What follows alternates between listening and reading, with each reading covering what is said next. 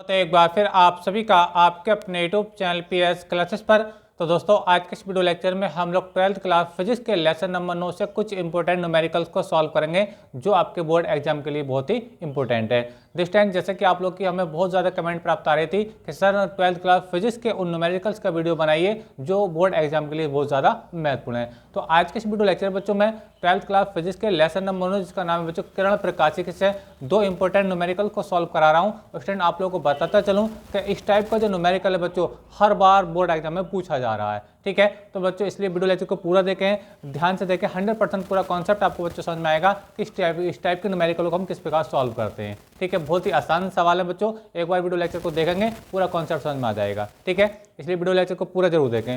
Video अच्छा लगे तो वीडियो को लाइक करना, चैनल पर नए तो चैनल को सब्सक्राइब जरूर करना। तो चलिए स्टार्ट करते हैं। तो बच्चों पहले बच्चों हम जो न्यूमेरिकल्स हैं उसकी लैंग्वेज यानी इसको क्या भाषा उसको समझते हैं। ठीक है, फिर उसके अंदर क्या प्रॉब्लम पूछी गई है फिर उसको सॉल्व करेंगे। ठीक है, तो चलिए स्टार्ट करते हैं। देखिए क्वेश्चन नंबर 1 को हम पढ़ते हैं बच्चों। क्वेश्चन नंबर देखिए 1 में क्या दे रखा है, दिया बच्चों एक उत्तल लेंस तथा एक अवतल लेंस की क्षमता 10 डायोप्टर और माइनस के 2 डायोप्टर है। दो लेंस हम लोग को दे रखे हैं, एक तो है बच्चों उत्तल लेंस है और दूसरा अवतल लेंस है। ठीक है, और इनकी जो क्षमताएं बच्चों कितनी कितनी है, एक की 10 डायोप्टर है, दूसरे की माइनस के 2 डायोप्टर है। ठीक है, संपर्क में रखें दोनों जो लेंस है उत्तल लेंस और अवतल दोनों क्या है एक दूसरे के संपर्क में रखें। ठीक है, अच्छा आगे देखिए क्या है, दोनों लेंसों से 25 सेमी दूरी पर रखी वस्तु।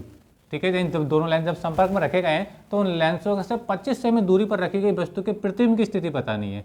समझ में आप लोगों को मेरी बात। अब बच्चों प्रतिबिंब की स्थिति जो बताई जाती है उसके लिए फार्मूला ये होता है 1/f is equal to 1/b minus के 1/u होता है लेंसों के लिए। ठीक है, अब मेरे पास बच्चों क्या देखिए, मेरे पास दे रखा बच्चों लेंसों से वस्तु की दूरी तो दे रखी है, यानी वस्तु कितनी दूर रखी है, 25 सेमी दूर रखी है।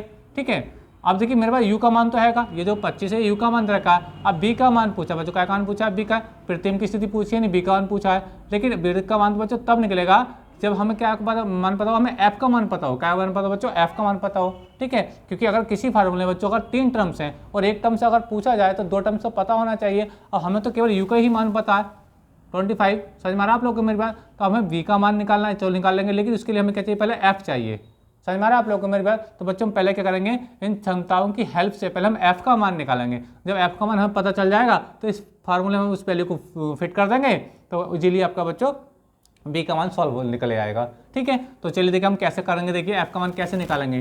तो देखिए दोनों लेंसों की क्षमताएं देखिए उसको समझते हैं। पहले देखिए सोल्यूशन लगाते हैं। देखिए इसका यहाँ से बच्चों देखिए पहला लेंस में जो उत्तल लेंस है उसकी क्षमता मैंने मान लो P1 मान लिया। P1 का जो वैल्यू मान लिया वो कितना बच्चों 10 डायोप्टर है। कितना बच्चों 10 डायोप्टर। तो कुछ क्षमता को चिन्ह के साथ लिखते हैं, इसलिए मैंने प्लस साइन लगा दिया। उत्तल लेंस की जो क्षमता होती है पॉजिटिव होती है, क्योंकि उत्तल लेंस की जो फोकस दूरी है वो भी तो पॉजिटिव होती है ना।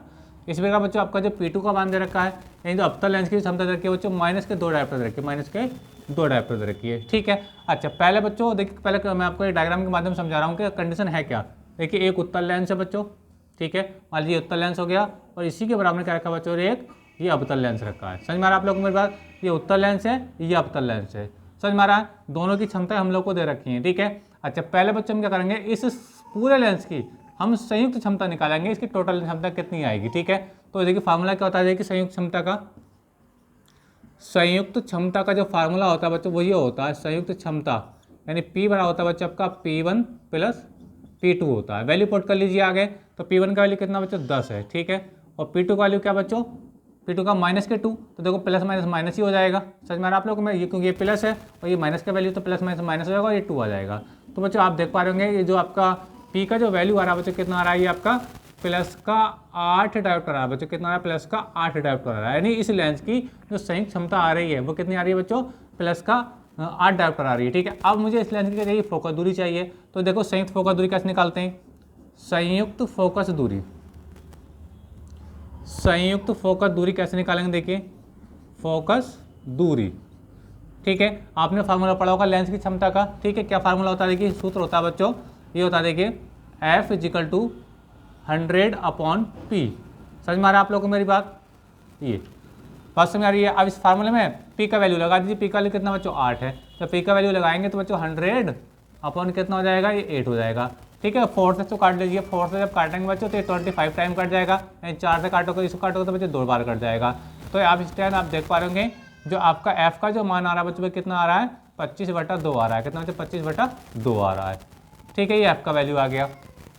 सेंटीमीटर में। ठीक है, अच्छा अब बच्चों अब एफ हमें पता चल गया, यू का मान हमको पहले से दे रखा है, तो यू का मान देखो हमको दिया है, यू बड़ा कितना बच्चों -25 सेंटीमीटर।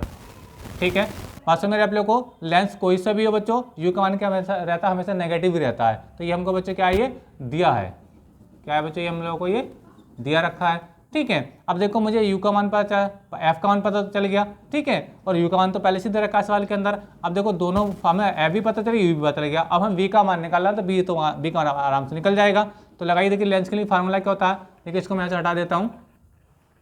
तो लेंस के लिए देखिए फार्मूला हम क्या लगाते हैं, सूत्र ये होता है बच्चों, सूत्र देखिए होता है 1/f = क्या होता है, 1/b माइनस के 1/u होता है। ठीक है, अच्छा 1/f का वैल्यू रख लीजिए, f का वैल्यू कितना बच्चों आपका 25/2 आ चुका है, 25/2। अब ये 2 है तो बच्चों 2 प्लेट के ऊपर पहुंच जाएगा। ये चलो मैं एक बार यहाँ पे सोल्व करके दिखाई देता हूँ आप लोगों को। तो ये हो गया f का मान 1/b निकालना माइनस के 1/u, ये मान कितना बच्चे देखिए -25 है, तो माइनस में बच्चे प्लस बन जाएगा, क्या बन जाएगा, प्लस बन जाएगा, ये 25 ये आ जाएगा। ठीक है, अब ये 2 प्लेट के ऊपर पहुंच जाएगा, तो 2/25 हो जाएगा बच्चों ये। ठीक है, और देखिए ये प्लस का वैल्यू इधर का ही माइनस का हो जाएगा, 1/25 हो जाएगा, और ये जाएगा 1 बच्चों v हो जाएगा। ठीक है, दोनों का एलसीएम जब लेंगे बच्चों तो कितना आएगा, 25 एलसीएम आएगा। ठीक है, 2 में से घटाएंगे तो बच्चों 1 बचेगा। ठीक है, और 1 का v बचेगा। ठीक है, कैंसिल क्रॉस मल्टीप्लाई करेंगे देखिए, तो v आ जाएगा, और ये जो आ रहा बच्चों कितना आ रहा है, मल्टीप्लाई करके 25 की 1 सेकंड 25 आ जाएगा। ठीक है, तो b आ रहा है कितना आ रहा है बच्चों, 25 सेंटीमीटर आ रहा है। ठीक है, तो यानी जो प्रतिबिंब बनेगा बच्चों लेंस से कितनी दूरी पर बनेगा, वो 25 सेमी दूरी पर बनेगा। समझ में आ रहा है आप लोग को मेरी बात। ठीक है, तो ये बच्चों इसमें बी का मान पूछा था, प्रतिबिंब की स्थिति जो पूछी थी वो बच्चों बी का मान वो ये निकल के आ चुका है। समझ में आ रहा है आप लोग को मेरी बात, कुछ नहीं करना था, बड़ा आसान सवाल था। दोनों क्षमताएं दे रखी थी P1 और P2। ठीक है, हमने संयुक्त क्षमता निकाली फार्मूला लगा करके, हम पता चला पी जो संयुक्त क्षमता आ रही है वो कितनी आ रही है, 8 आ रही है।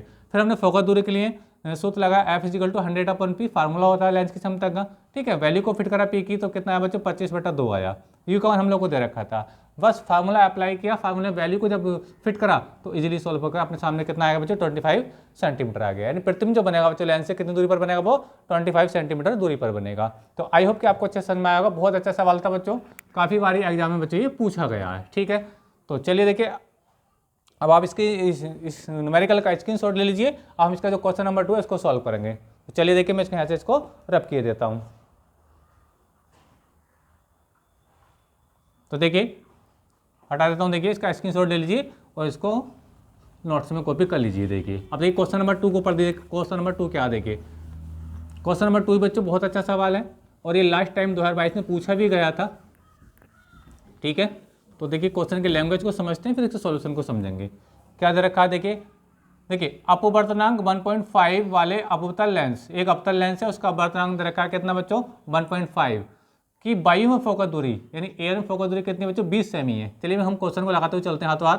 तो देखिए अपवर्तनांक यानी म्यू का मान आपको दे रखा है, कितना दे रखा है 1.5 दे रखा है। ठीक है, समझ में आ रहा है। अच्छा एयर के लिए बात करें तो ये ए म्यू जी इसको लिखेंगे, जी मतलब ग्लास, लेंस होता है बच्चों ग्लास का बना हुआ होता है। ठीक है, तो ए म्यू जी का मान दे रखा है, यानी वायु के सापेक्ष ग्लास का अपवर्तनांक 1.5 दे रखा है। वायु में फोकस दूरी कितनी दे रखी है बच्चों, वायु यानी मतलब एयर, तो मैं मान लेता हूँ इसको बच्चों कितने रखी है आपको 20 सेमी दे रखी है। कितने बच्चों 20 सेमी दे रखी है। ठीक है, आगे देखिए इसे अपवर्तनांक 1.6 वाले द्रव में डुबो दिया, यानी किसी लिक्विड में इसको रख दिया है। ठीक है, इसको अपवर्तनांक दे रखा है आपको ए म्यू डब्ल्यू, डब्ल्यू मतलब वाटर यानी लिक्विड, कितना दे रखा है ये 1.6 दे रखा है। ठीक है, रखे जाने पर लेंस की फोकस दूरी बताइए, यानी जब इसको द्रव में रख दिया लेंस को उस कंडीशन में फोकस दूरी कितनी होगी, यानी एफ डब्ल्यू आपको बताना है।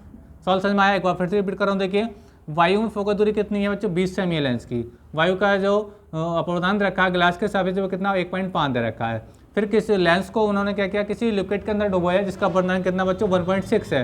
तो लिक्विड में डुबोने पर फोकस दूरी कितनी होगी वो आपको बतानी है, उसको हमने एफ डब्ल्यू मान लिया। ठीक है, अच्छा देखिए अब देखिए यहाँ पर 2 कंडीशन है, एक तो वायु के लिए और एक बच्चों वाटर के लिए। तो हम पहले वायु के लिए सॉल्व कर रहे हैं। ठीक है, वायु के लिए देखिए वायु के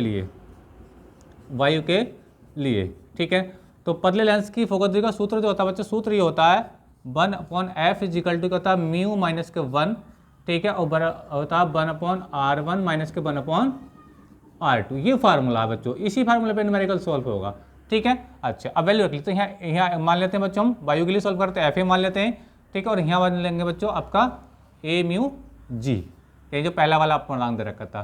ठीक है, अब इसके अंदर वैल्यू को लगाइए। चलिए यहाँ पे लगा देता हूँ मैं इस चीज़ को। तो देखिए 1/f है, तो 1/f की वैल्यू कितनी बच्चों आपको 20 दे रखी है। ठीक है, आगे इसको सॉल्व करेंगे।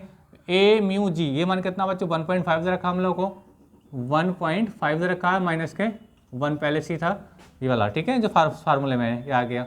ठीक है, अच्छा आगे इसको सॉल्व करेंगे तो ये देखिए क्या, देखिए त्रिज्याओं की बात इसके अंदर हुई नहीं है, तो ये त्रिज्याएं जो हैं 1/r1 माइनस के 1/r2 ये ऐसे रहेंगी।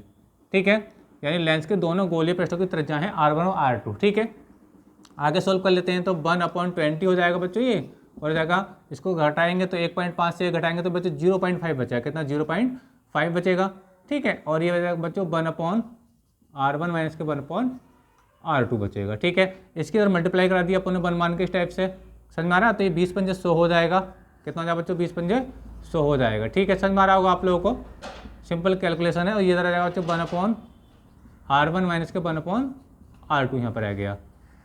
ठीक है, अच्छा देखिए 20 पंजे जब 100 हुआ है तो ये पॉइंट जब पॉइंट बच्चों को आ जाएगा बच्चों ये आ जाएगा, यानी कि कितना रहेगा 1/10 रह गया, यानी 1/r1 माइनस 1/r2 किसके बराबर है 1/10 के बराबर है। इसको क्वेश्चन नंबर फर्स्ट कह दीजिए, क्वेश्चन नंबर फर्स्ट कह दीजिए। ठीक है, अब बच्चों हम किसके लिए सॉल्व करेंगे, हम द्रव के लिए सॉल्व करेंगे। ठीक है, आप लिखेंगे द्रव के लिए, द्रव के लिए फिर से बच्चों यही फार्मूला लगाएंगे हम। ठीक है, तो देखिए क्या होगा 1/f, एक ही जगह हमने लगाएंगे W लगाएंगे हम, अब हम लिक्विड के लिए सॉल्व कर रहे हैं। ठीक है, तो ये जाएगा बच्चों म्यू। अब म्यू क्या होता है बच्चों, यहाँ चाहिए जल के सापेक्ष गिलास का अपवर्तनांक है ना, WNG ये चाहिए है ना, जल के सापेक्ष गिलास का अपवर्तनांक म्यू माइनस के 1।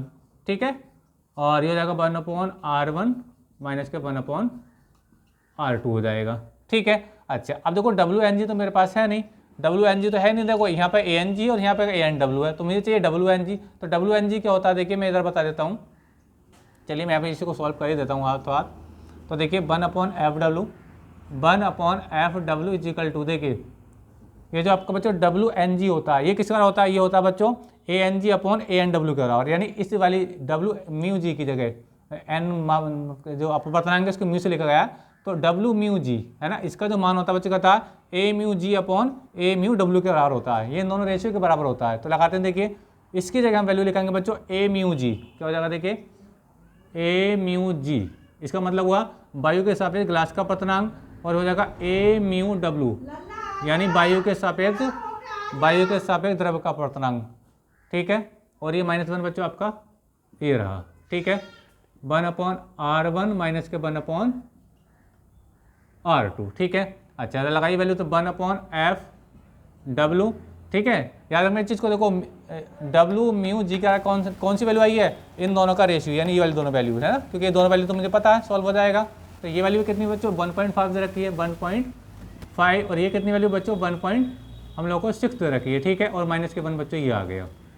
अच्छा आगे देखिए 1/r1 माइनस के 1/r2, ये देखिए 1/r1 माइनस के 1/r2 का मान कितना रखा है 1/10 दे रखा है, कितना रखा बच्चों 1/10 दे रखा है, तो यहाँ बच्चे हम 1/10 लिख सकते हैं। कितने लगते हैं बच्चे 1/10 ही लिख देंगे समीकरण 1 से।